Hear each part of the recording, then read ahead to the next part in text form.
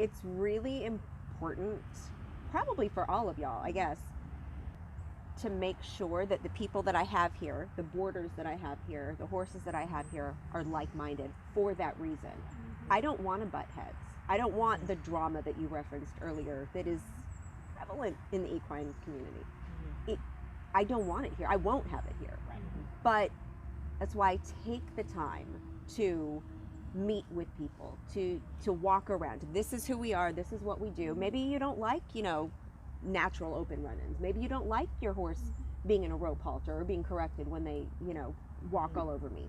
This is not the right barn for you, because I'd rather address that in the beginning so that they know at least what they're walking into, than just say, yep, I have an opening, come on in. And then they get here and they're going, why are you correcting Billy Bob? What, because he's an ass and he's walking all over me. And that's not safe. Well, now we have the drama. Now I'm the jerk.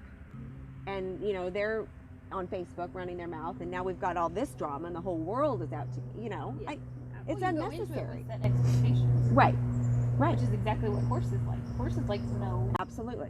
Everything with me is expectations black and white. And the boundaries are. Yeah. Humans need that too. Yeah.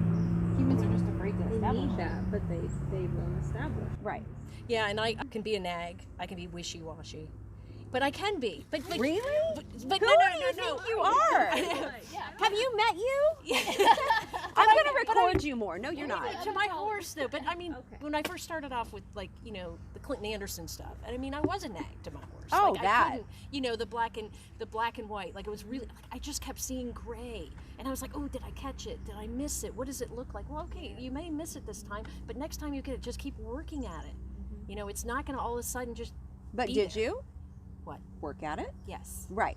So you were wishy-washy. You are not wishy-washy now because you continued to educate yourself. You continued striving to learn and corrected whatever you were, but you are not, I don't think, now wishy-washy. Good. Okay.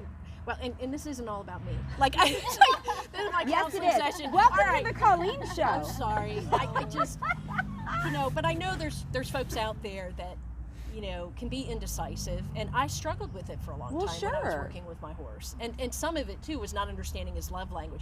Well, maybe not understanding it. I did understand it. I just didn't want to accept it. Right.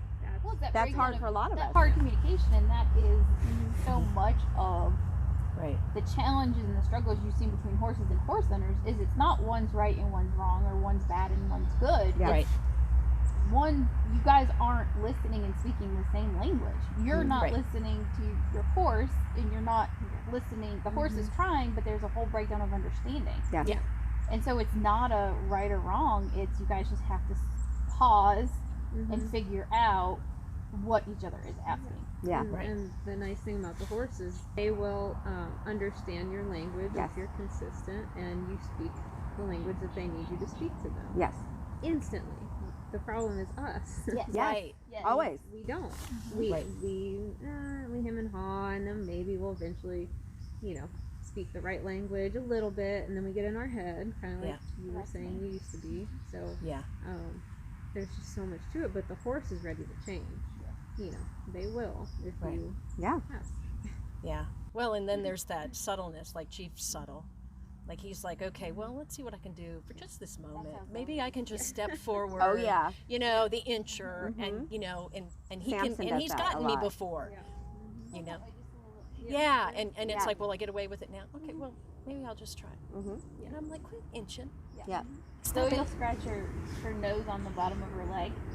And I'm like, okay, you're scratching your nose, and then, I just happened to take this bite of grass, and I'm like, oh yeah, sneak a snack. They're nice. They're good. They are so good, so They're subtle. really good. Yeah, we've got to be better.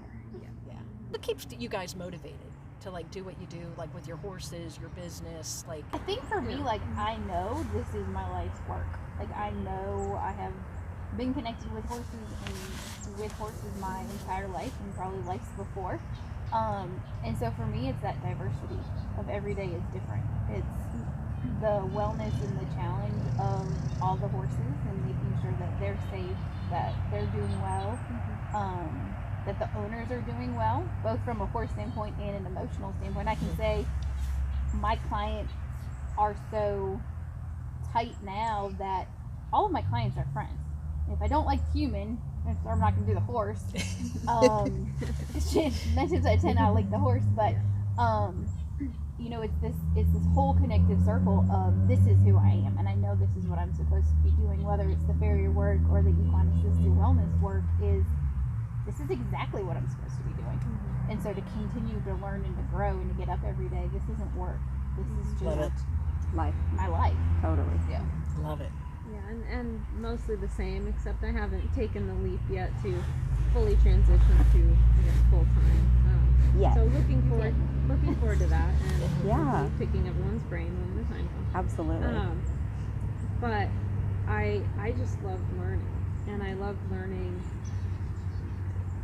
everyone. In my perspective as a trainer, looking at different trainers, being friends with them, but just learning from people I don't even know, I take joy in, because I learned from such in my opinion, an amazing trainer who has such a kind heart, willing to listen, etc., that he always encouraged us to learn. He never looked down upon, or continues to not look down upon, where you get your knowledge from. Yep. As long as you're safe about it, ultimately. Right. But he encouraged everybody to go out and learn from different people. If you go to a clinic and you like 5 out of the 8 things they taught you, for example, take those 5 and use them. But then you don't have to use the other things. Yep. You don't have to like everything that each person does. Mm-hmm. You can take and pick and choose and modify if that's what you want to do. And I love that. And I rode actually with Michael Lyons a few weeks ago, and I learned like 10 new things that I didn't even ask to learn about. He's a wealth of knowledge. Yeah, I mean, it's just him having another professional watch me and say, hey, try this. And I just, an example, we were loping a circle, and I shifted my seat. He asked me to shift my seat because my horse wasn't kind of in line with himself, if you will. I shifted my seat, and it was instant. Like, I had it. It was there all along, but I didn't know where to apply myself. And I'm still learning. I'm young. So I want to learn. I'm not going to be stuck in my ways, and I can't be if I want to offer many different people my knowledge, if you will. So I love learning, simply. But I've scheduled, I'm going to some clinics this year. I'm going to ride with Michael and Julia again, and I'm so excited about it because I'm going to learn something new that I can hopefully apply to others and help them with. So that's where I get my joy out of learning and making myself better. I'm not just going to sit around and hope I'm going to help somebody. I want to make sure I will, and if I can't, then I'm going to refer them to somebody else that I trust. And I think that's important too, to not be, not have an ego and say, well, I'm going to fix this. Absolutely. Yeah. And you're really not going to fix it. Right. And you just want the win personally. Exactly. Yeah. Right. No, Or I'm you don't want to make the referral. Yes. Because that's the biggest thing, whether you're Yeah. a trainer, a farrier, or a vet, is all of us have to work collaboratively. Yes. Competition can be such a big word, but to me, there's no competition in anything unless you put that there, because what I do is different than what other farriers do. Yep. And yet I can call all the farriers in this area and say, hey, this is what I have going on. Yep. I'm thinking about this. What's your thoughts? Yeah. Because if we all stay connected and we all stay in open communication, then there is no competition and we can all learn from each other. Absolutely. And when there's emergencies, you can work with any vet if you don't shoot yourself in the foot. You can work with any trainer. You can walk into any barn and have respect overall. Well, I met with a woman the other day, so we do our barn tours before we fill an opening here, and we did the tour, and it wasn't a great fit. And I said, have you talked to Stacia at Southern Tier? Have you talked to Susan over at Gable Acres? And she kind of looked at me like, and I said, what? And she goes, I've just never met anybody that's like referred me to another barn. I said, well, they're great women. They're great barns to be at. And it sounds, from what you're telling me about your horse, about you, like you would be a great fit for their barn. So what we do here, and I'm not saying you can't board here, but I want it to be a great fit for you. I want this to be your barn home. I want you to be comfortable. I want you to want to come to the barn. There's so many people that come here for a barn tour, and one of the first 5 minutes, it's, I hate going to the barn. I dread going to my barn, and I'm like, really? That's awful. Like, this is my happy place. But to have the confidence to refer someone to someone else, to say, you know who would be great for you to talk to about this, and not look at another barn like, oh, that's my competition. I'm not, you know, nobody in this business is my competition. They're my colleagues. Horses and humans to help. Yeah. And you have to know who's around and what's around. Right. To make those referrals. Of course. I feel it's so important. And it's building a community. Yeah. You know, and it's strengthening your community and broadening your community, which is so weird because we all need each other. Yeah. You know, and we know all out there it's tough and life can be hard and things can come up. But when you are surrounded by positive, helpful, caring people, you know you're not alone. And you're like, you know what? We'll make it. We're going to figure this out.